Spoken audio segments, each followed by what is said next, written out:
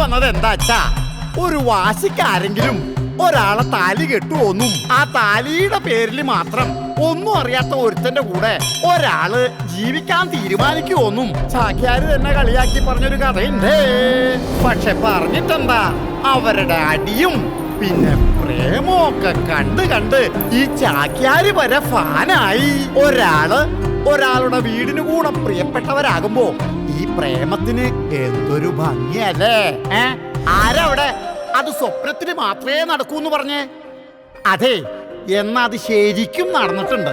നമ്മുടെ കഥാനായിക വേദ നായകൻ വിക്രമിന്റെ കുടുംബത്തെ സ്നേഹത്തോടെ ചേർത്ത് നിർത്തുന്നത് കണ്ടപ്പോ ഈ ചാക്യാർക്ക് വരെ ഒന്ന് പ്രേമിച്ചാൽ കൊള്ളാലോ എന്ന് തോന്നിയിട്ടുണ്ട്.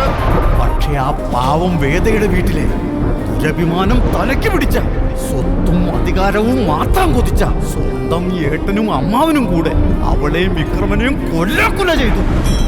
ആ പാവങ്ങൾ കുറെ സഹിച്ചു, ഓടി, കാടും മലയും കേറി ഒളിച്ചു. എന്നിട്ടും വിട്ടില്ല അവന്മാർ.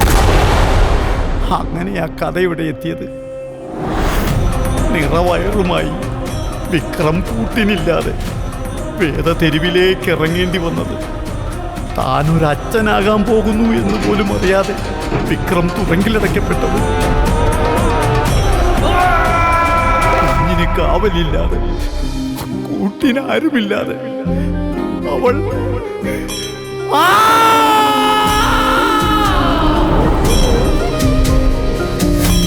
അതിന് കഥ തീർന്നിട്ടില്ലല്ലോ.